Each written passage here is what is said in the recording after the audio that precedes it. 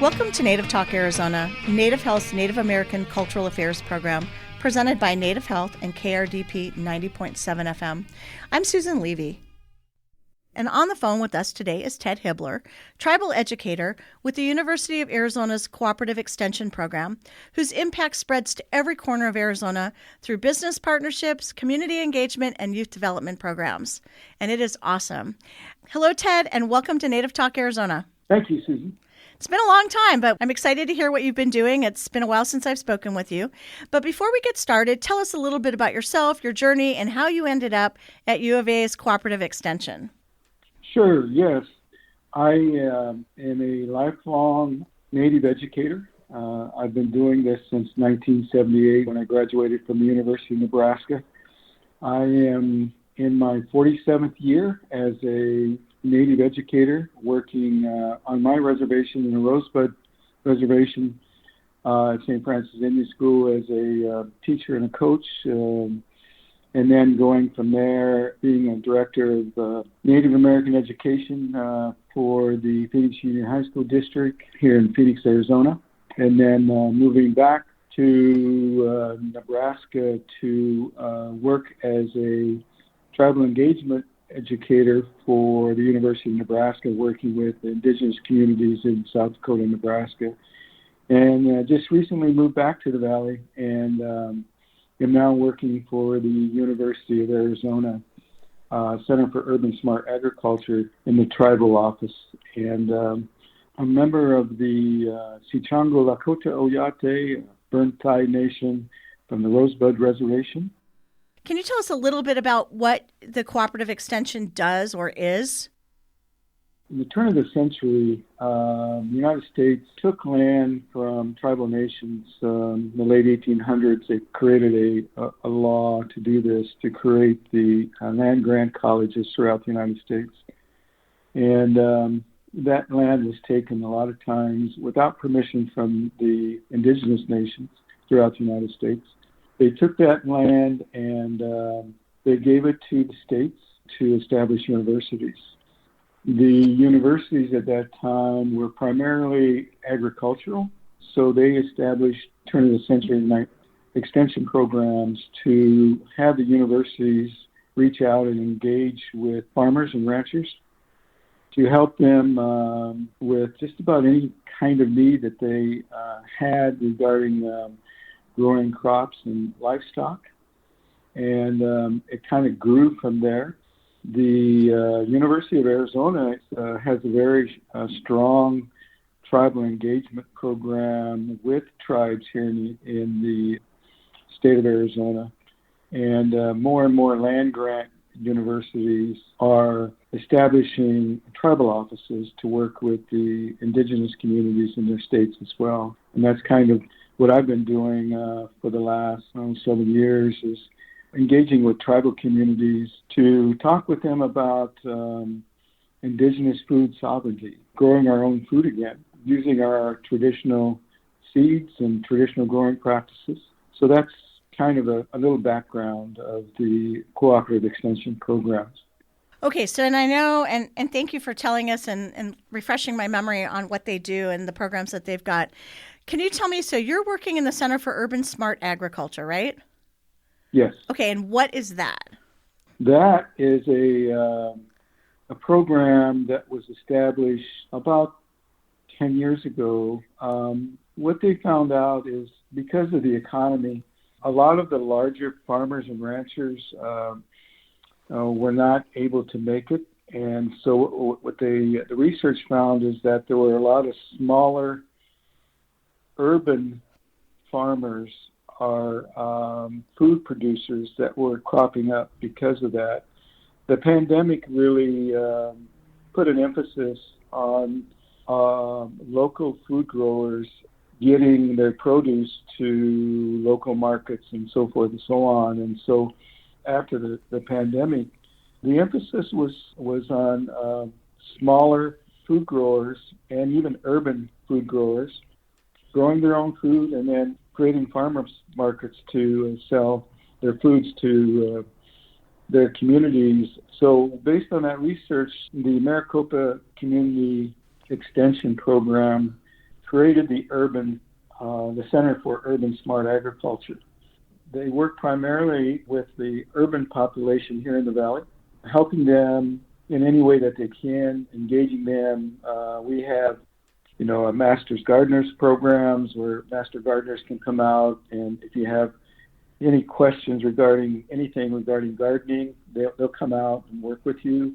They hold classes at the Maricopa County Cooperative Extension Building here in Phoenix, and so it's just based on the latest research on what America is doing regarding food production. There's been a big push with local food growers, not only growing their own food for their families, but growing food for the communities as well.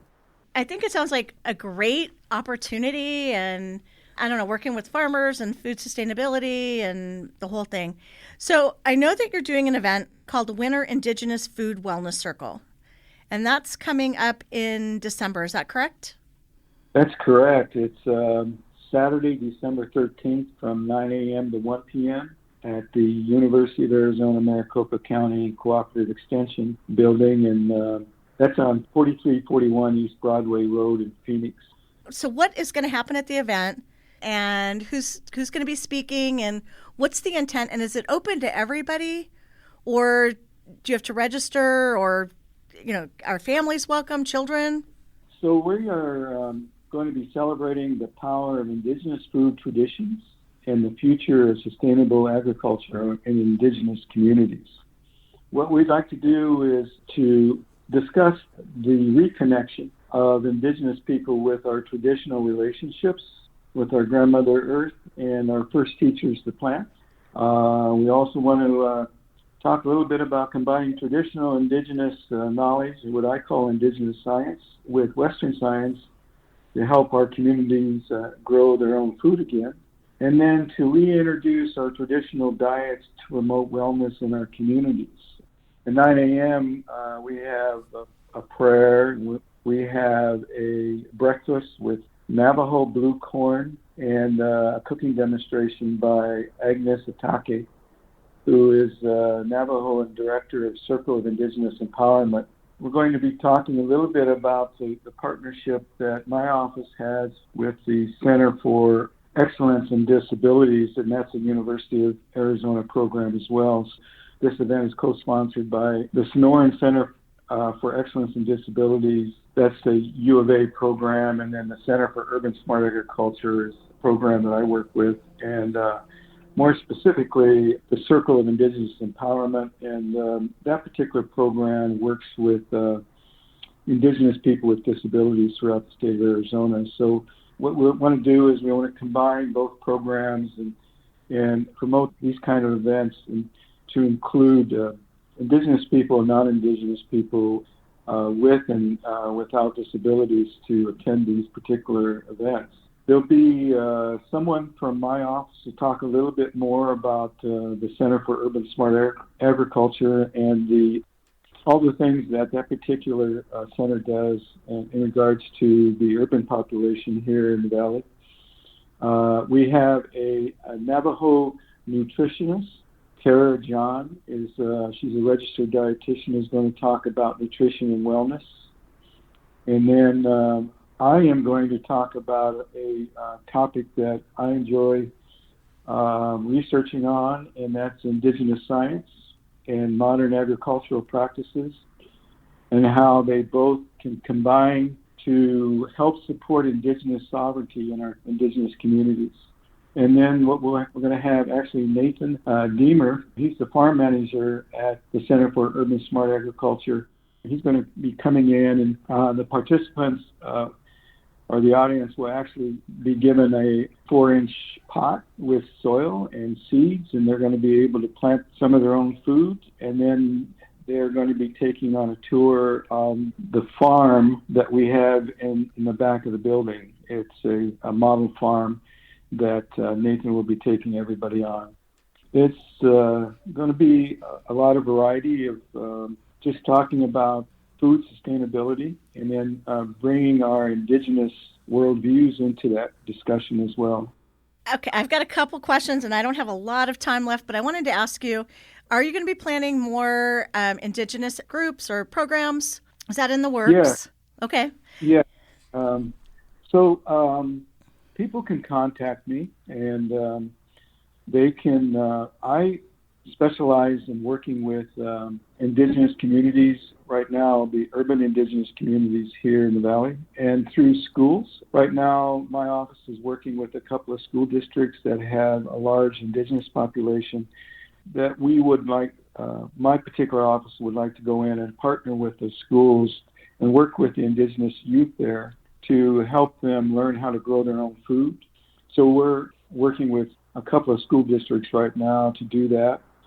That's a focus of my particular office, is going in and working with the tribal communities here in the Valley and talking about our traditional relationships with the earth and plants, and then also teaching our young people how to grow their own food for their families and their communities.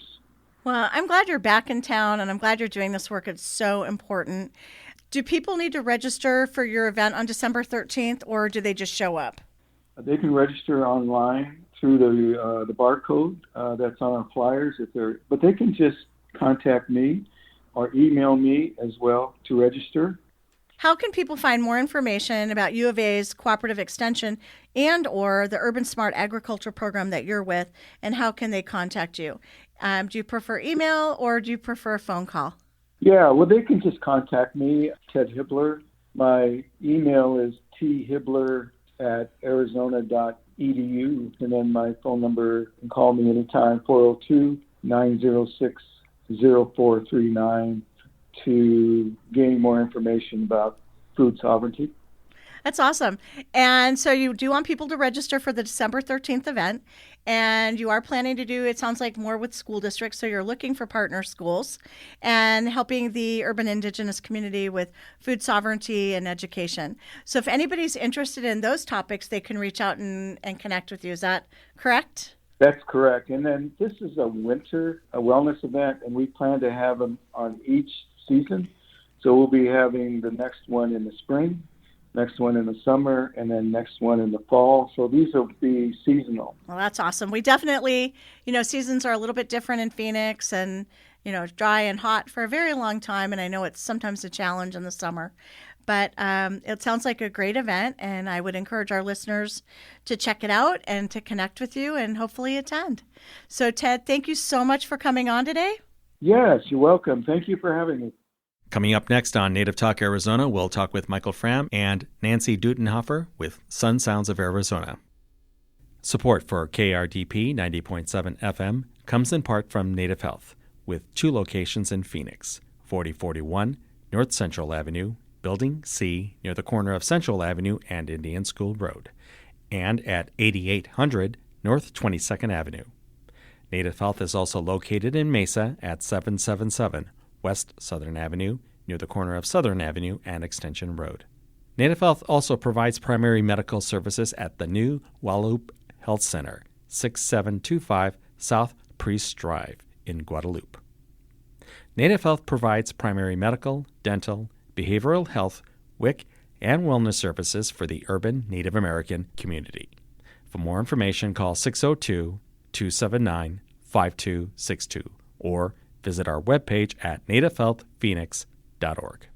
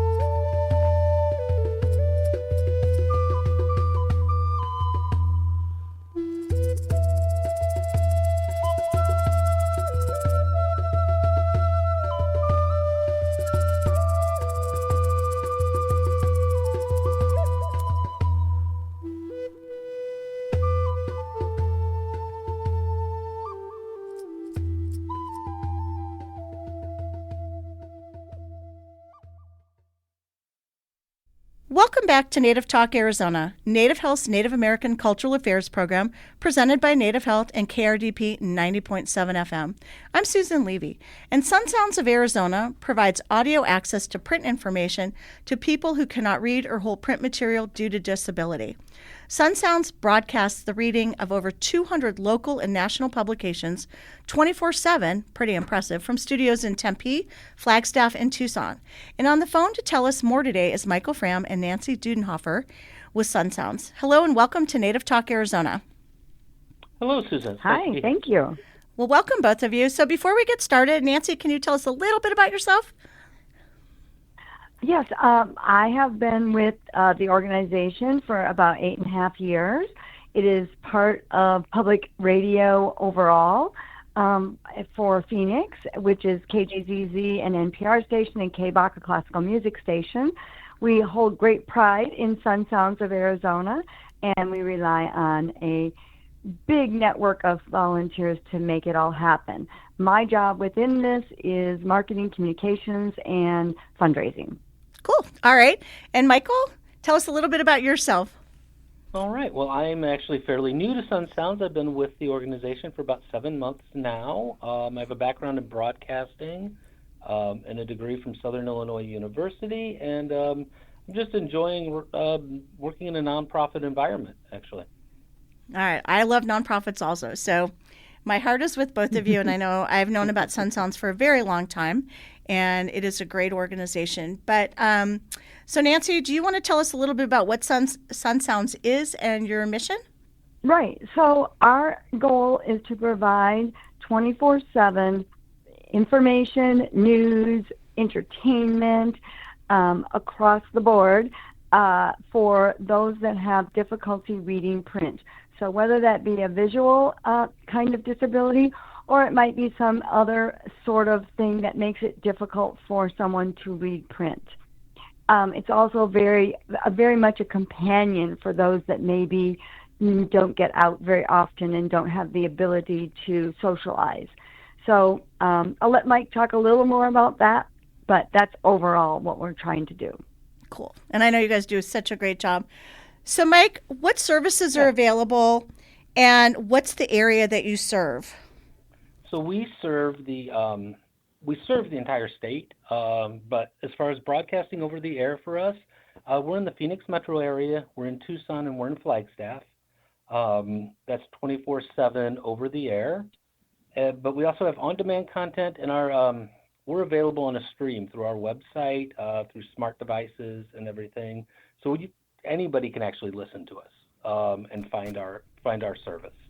You don't have to be in the Phoenix metro area to do it. You could be in Yuma or some other smaller community. So what happens if people don't have internet access? Do you still have the radios that you used to have or give out, or is that a long time ago? Nope, we still have the radios that can go out to individuals. We also do have a phone number that people can call into to access our signal and listen to us and everything here. And that's 480-774-8333. If they want to just call in on their telephone line, they can listen to us that way. Okay. I'm thinking for some of our listeners, maybe in more remote areas, whether they don't have cell service and they don't have internet, or people are using burner phones, if they had those radios, that would work, because then they could just tune in and hear the shows. But and the radios are completely free. Cool. All right, and that's how it used to be too. So there's no cost to any of the services, correct? There's no cost. Our listeners are able to request either a radio or an Amazon Dot, and we'll supply either whatever they request to them free of charge, like Nancy said. Cool. All right. So if somebody's interested, how do they find more information? Do they go to the website? Do they call you? They can go to our website, and on our front page on the left-hand side, you'll see the Sun Sounds links, and they can sign up for the service there. They just fill out the application and everything. It comes to us. We process it, and we send out whatever they request, whether it's a dot or a radio, along with a program guide to go with it. Okay, and if they don't have internet access or can't see or any visual deficits, somebody could call or somebody could call for them. Is that correct? Yeah, absolutely. Okay. Somebody can call for them, or they can fill it out for them too if they need to. Okay. And so I know since you're on Native Talk Arizona, what kind of, I think I saw that you're starting to introduce some different Native publications. Is that true or is that correct? That's something I'd like to do. We have one Native program right now that airs on Mondays, and it's a Native news show. Which one is that? It's Native Sun. It airs at 3 p.m. on Mondays and Thursdays at 2 a.m. for a repeat presentation. But I'm in the process of trying to kind of update our programming a little bit, and I would like to include more Indigenous programs and more Indigenous readers too. That would be awesome. I mean, like Navajo Times, and there's all kinds of stuff. Yeah. Lots of great publications. And I'm not familiar with Native Sun. And you're a great resource for us. Yeah, well, we've been doing our show. We just have hit about almost 200 episodes, I think. Pretty close. Wow. Yeah, and we are on KRDP every week. So, yeah. All right, so what is Native Sun, since I'm not familiar with that one? It's just Indigenous news. We pull it from various sources. We get some of our information online through the Republic and just wherever we can find stories that might be of interest to the Indigenous populations. Okay.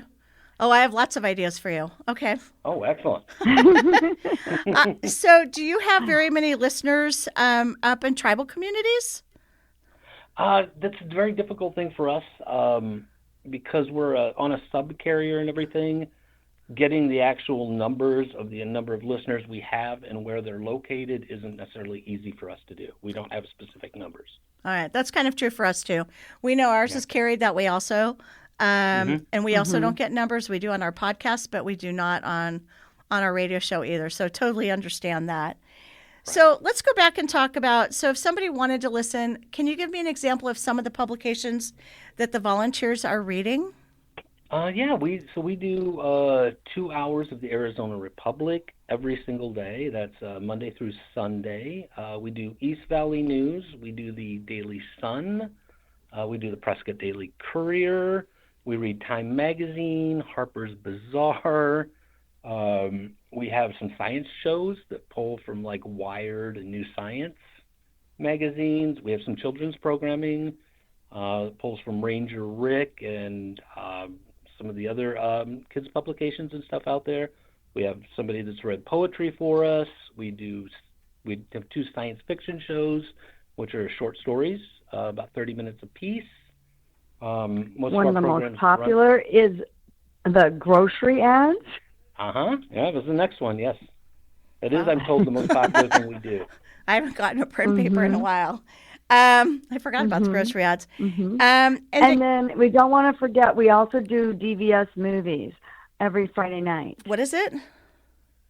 Movies.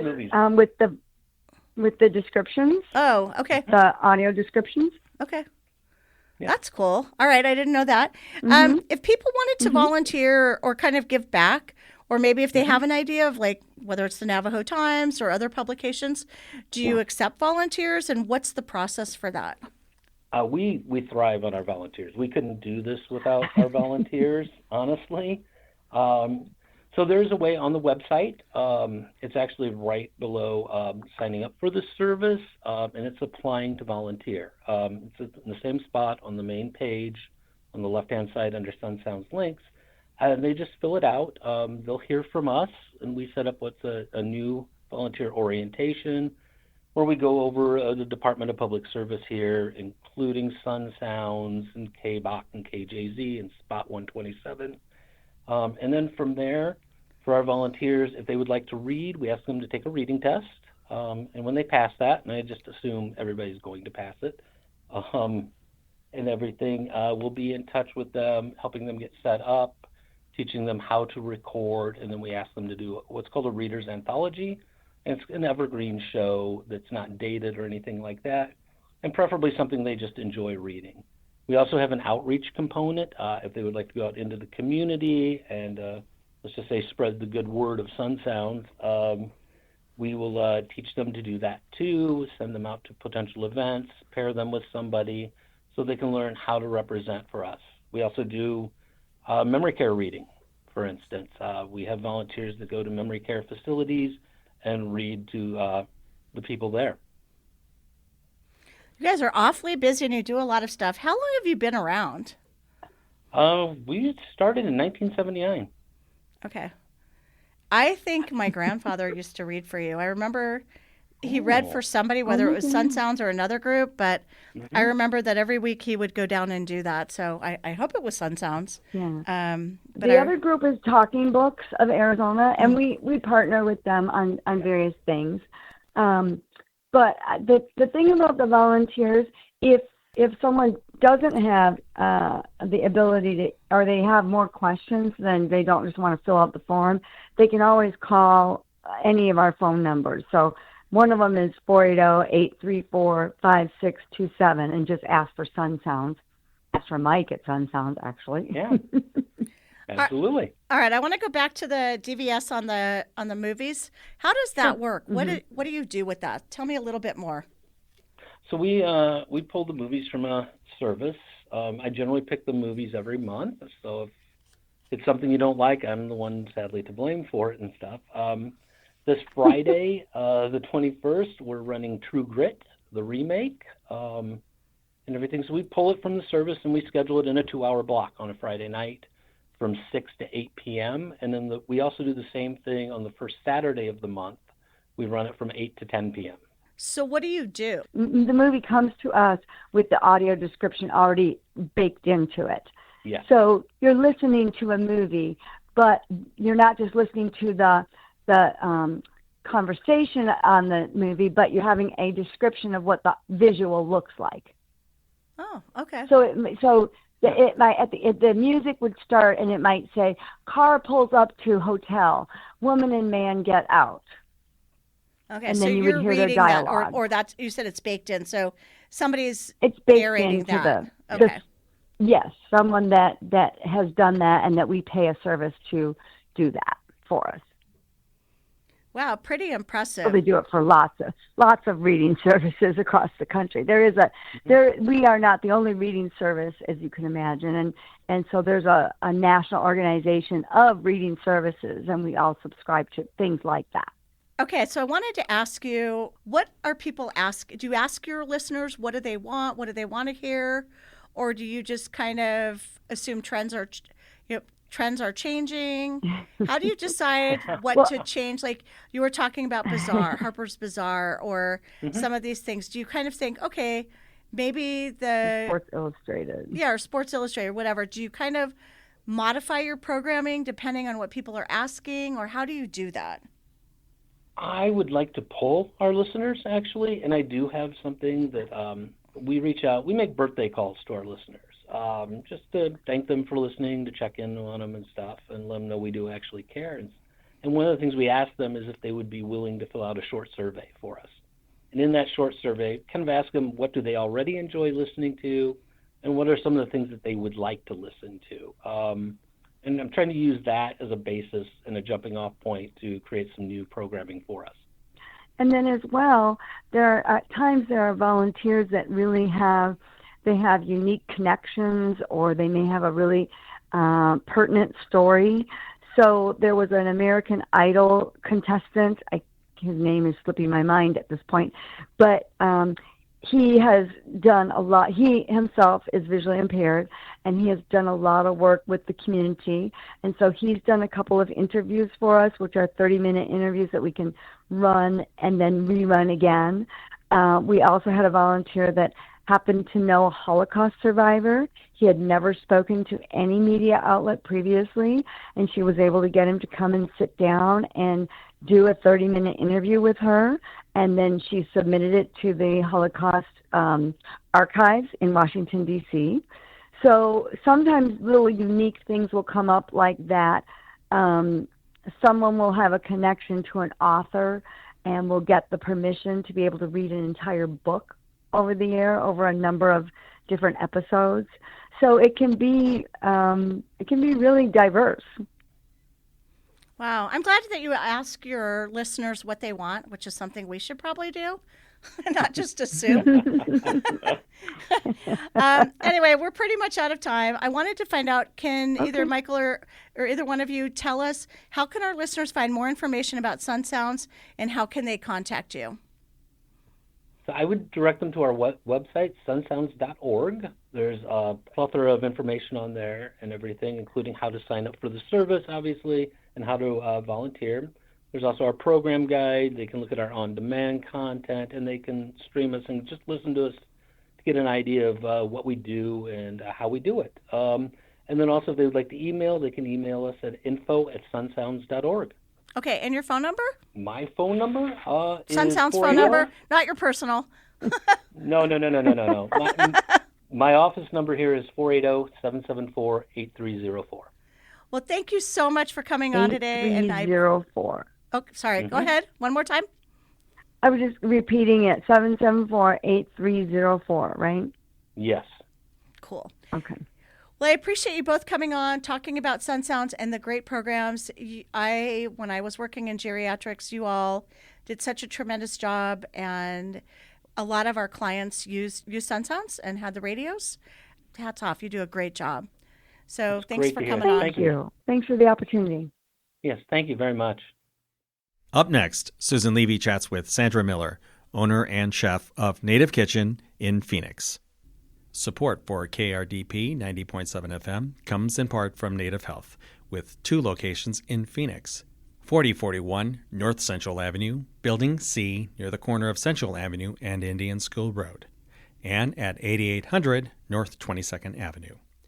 Native Health is also located in Mesa at 777 West Southern Avenue, near the corner of Southern Avenue and Extension Road. Native Health also provides primary medical services at the new Guadalupe Health Center, 6725 South Priest Drive in Guadalupe. Native Health's patient enrollment specialists can help you enroll, renew, or update your access information. This can be done in person, on the phone, or via Zoom. It's fast, easy, and can make a difference in keeping your health care coverage. For more information, call 602-285-9492.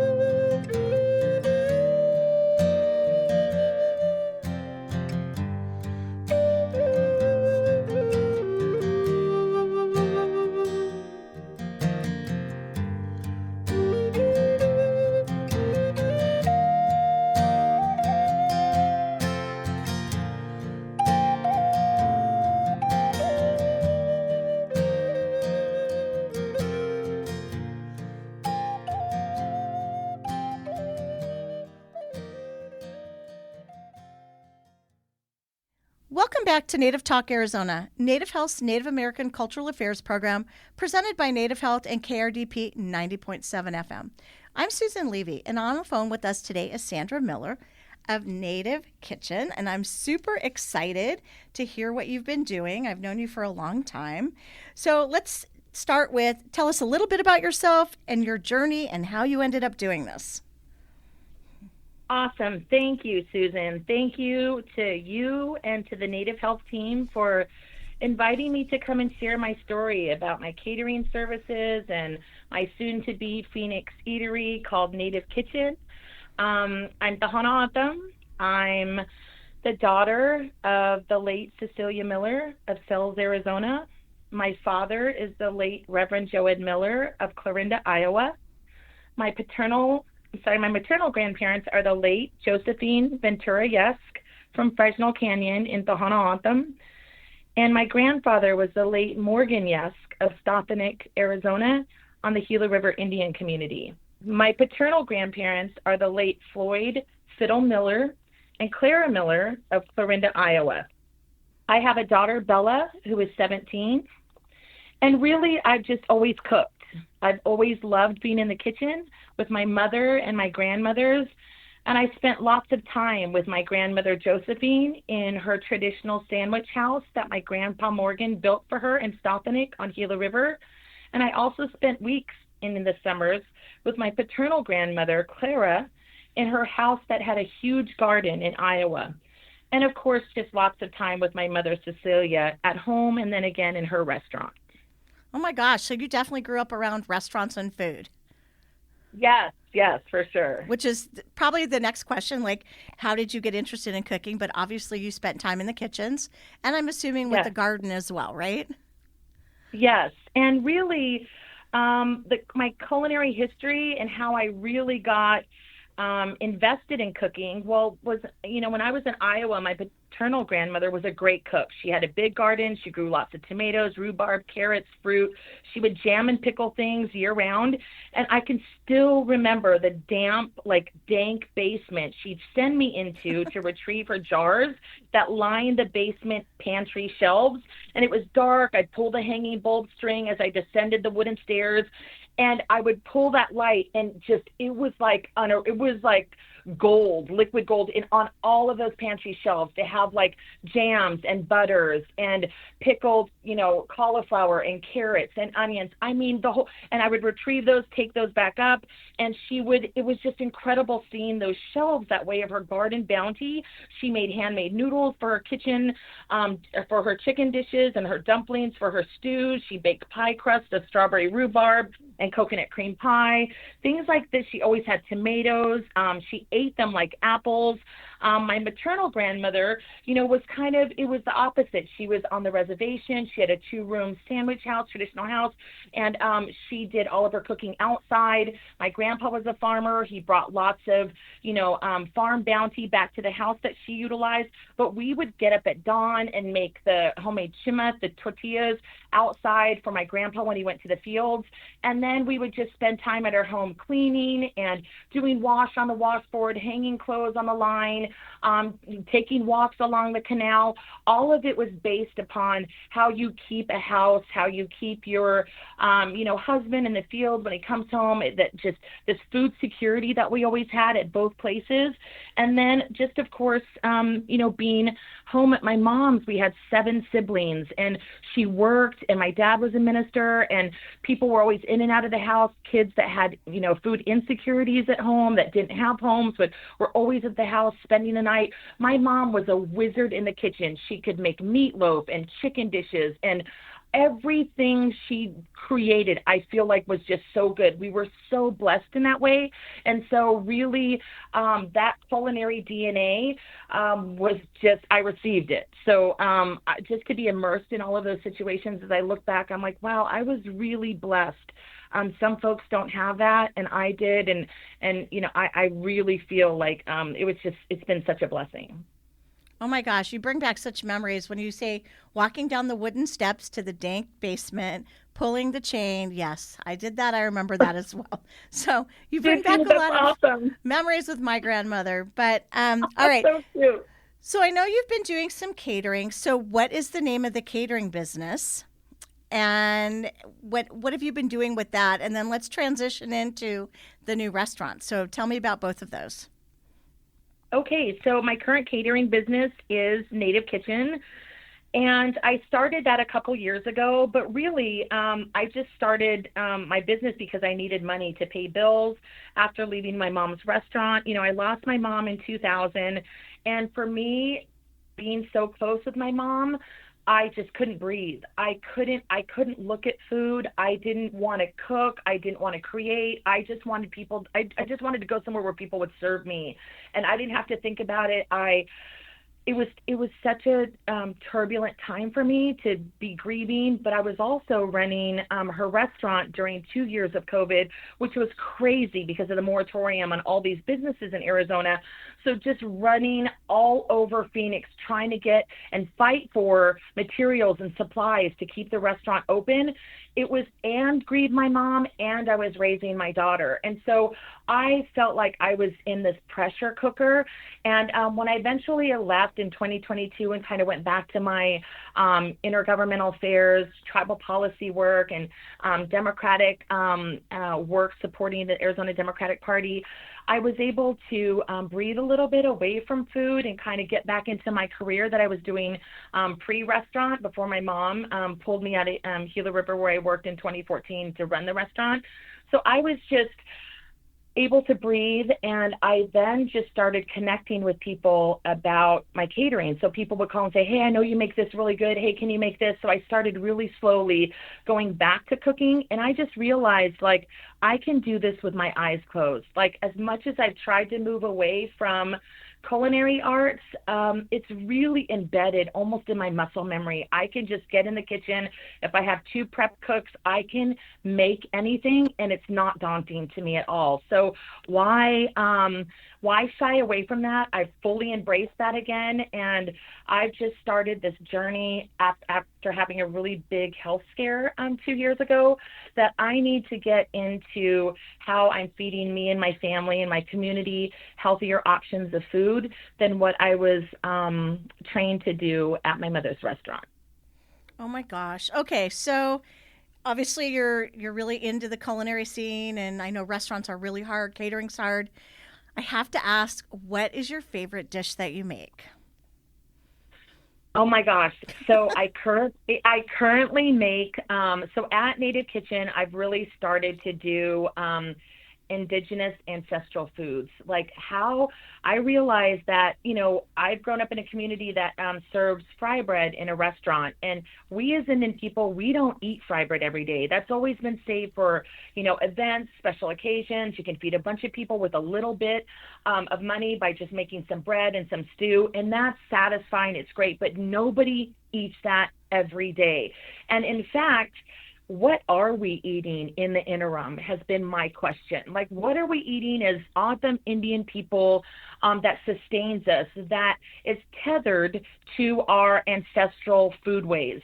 And I've just found there's you know, quite a handful of you know, pop-ups and food trucks that do ancestral O'odham foods, but there's no brick and mortar. And I started thinking, what is my daughter learning about her food ways, and what can she list off what we've created as literally engineers, civil and environmental ancestral engineers of dry desert farming? Can she tell me what the 3 staples are? Of course she can't, because we didn't grow up on that. And so if we look back and start talking to our elders and our family, which is what I've done, lots of research, there's foodways that obviously have sustained us, but how can we bring that to the forefront? And that has been what I've been trying to do for the last year and a half, staying home, refining recipes, mixing things, almost just kind of this chemist in the kitchen with, herbs and spices and the tepary beans and the squash and the corn. Those are our 3 staples. Why are there not more restaurants and eateries on our ancestral O'odham lands from Phoenix all the way down into Mexico? And the fact that there's 100 Mexican restaurants, hundreds of Italian, etc., but 0 indigenous O'odham ancestral foodway eateries. So my job and my calling is to transport folks back to our culinary genius in a place on our ancestral lands in an urban environment, and just introduce these foodways. And they are fantastic, and I'm so proud of them. And I know that when people come in, they will be introduced to it, they will celebrate the foods, and they will carry that on to the community and to other people through education. This is what O'odham people eat. This is what indigenous foodways look like. This is what the genius of the engineers of their ancestors created. And I'm so proud to be a part of that journey, and I'm so glad that I made my way home in this way. It sounds so awesome. I mean, you're right. I think, and there's such a movement now in indigenous foods. And you're right. There's like, short of a couple fry bread and other places, I don't think there's anything. So Good for you for doing this. So you're moving to brick and mortar, is that correct? From being just Yes. catering? Okay. And are Yes, you allowed ma'am. to say where you're going or not yet? Not yet. I do have Okay. a spot I'm eyeing, and so I just have to get into the details and the weeds, and then I'll be happy to announce that in the next month. Okay. But if people are interested right now and like learning what you're doing and working with you as a caterer, you're still doing the catering, right? I'm absolutely doing the catering, and it's really what's sustaining me right now because I'm not currently working, and I am literally in the kitchen. I redo a recipe every day because I'm having sweets. I'm a baker as well, and I'm having sweets that have, unrefined sugar in them. So it's date syrup, maple syrup, pomegranate syrup, date sugar, coconut sugar that are in my sweets. So the pumpkin cookies, the coconut pineapple cookies, the pumpkin chocolate chip cookies, our traditional corn cookies. All of these things are made in that way that I'm so happy about. I'm having a mesquite in some of those, mesquite flour. I'm also doing wheat chimas, so our tortillas are going to be made out of a wheat blend that nobody does anymore, or that some people do, but not, again, in a brick and mortar, and my yeast bread sandwiches. So our yeast bread are our bread that we have at feasts and weddings and funerals and things, and people don't make them every day. It's literally 3 hours to make them, twice rise. They have to rise twice, etc. But I'm having those on so I have 4 or 5 different yeast roll sandwiches with a chuck roast, an orange marmalade chili ham, a pork steak that has a jalapeno marmalade on a toasted yeast roll, and then I have our it's called the snag is one of them, and it's a fried bologna and cheese and onion sandwich with Doritos on top, and that is something that we just ate, when we could or when we had to, and that is just reflective of just kind of Indian humor anyway. But I know it'll sell well. People appreciate the humor, and then of course I have a whole list of protein bowls with the tempeh beans and the corn and the squash and roasted sweet potatoes and different herbs in power bowls and salads, and then I have traditional stews with the corn and the squash and the tempeh beans, and then I have our traditional burritos with the red chili. I'll still serve red chili. I'm serving a green chili pork, and then in our wheat tortilla burritos. Oh my gosh, you have I can't wait for you to open the restaurant. I'm really kind of intrigued by, you said the corn cookies and the mesquite, yes. and some things like that.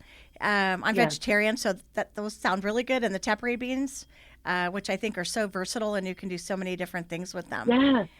Yes, I'm so glad. And you're right. I was vegetarian for 15 years when I was in high school and learned how animals were treated in the livestock industry, and how veal was put into a hole. I rebelled and I stopped eating meat for 15 years. But in that time, when I would come home, my grandmother in Gila River would be like, Sandra, I'm making red chili stew, but I'm making it really juicy. So you don't have to eat the chunks of meat. You can just dip it into the juice. And I'm like, oh, Grandma, I can't do that. She's like, Sandra. And so I did do that, a few times, and just to satisfy her. She'd gone to all this trouble. But anyway, I hear you. A lot of my foods are vegetarian because I don't love a lot of meat. And so if I do, it's got to be cooked a certain way and done according to, certain recipes that my mom has passed down. So again, yes, I can't wait to have everybody there. And really, it's just following me on my Instagram, which is at Native Kitchen, NATVKTCN, and that's it. So it's Native Kitchen, or even if you put in Native Kitchen, it'll come to me. And then my phone number I can provide, and my email address, so people can do their catering inquiries. Okay, so they can reach you at Native Kitchen. You're thinking that you're going to open in a couple months, maybe by the end of the year, beginning of 2026. Is that sort of the timeline? Yes, I'd say March 2026. Okay, so but right now they can get you for catering for sure, and I know you've had years and years of experience. Yes. And super excited. Okay, again, what is your handle on social media? My handle is NATVKTCN. So that's on my Instagram. Okay. I don't have a Facebook yet, so Instagram. Okay. And then I have my nativekitchen@gmail.com. So it's spelled the same way, NATVKTCN@gmail.com. And you can get me either way and just say I'm interested in catering prices. and the menu, and I just email you the menu. That's awesome. All right, Sandra. Well, I really, really appreciate you coming on. I can't wait till the restaurant opens. I've tasted your food. You are an incredible chef. And I know that your next venture is going to be super successful. Your culinary history and your passion and everything that you do. And I hope it's going to be in Phoenix. I know you're not saying where, but I hope it'll be in Central Phoenix, somewhere close. It is. Okay. Central Phoenix. Okay, cool. Phoenix, it is. All right. Yes. Thank you so much, Susan. I so appreciate your support and all of the things that you do at Native Health. You know, I used to work at Native Health like 20 years ago, and I just love everything that you guys do, and I'm always there. I'm always available to support you guys. If you ever need help doing anything or cooking or helping in any way, you let me know. All right. We will be in touch. Thanks, Sandra. Thank you. Bye, guys. Okay. Thank you for listening to Native Talk Arizona, presented by Native Health and 90.7 FM KRDP. Our executive producer is Susan Levy. Sound engineer is Javier Quiroga. We hope you will tune in again next week. If you have any questions, please reach us at nativetalkaz@listen2krdp.com.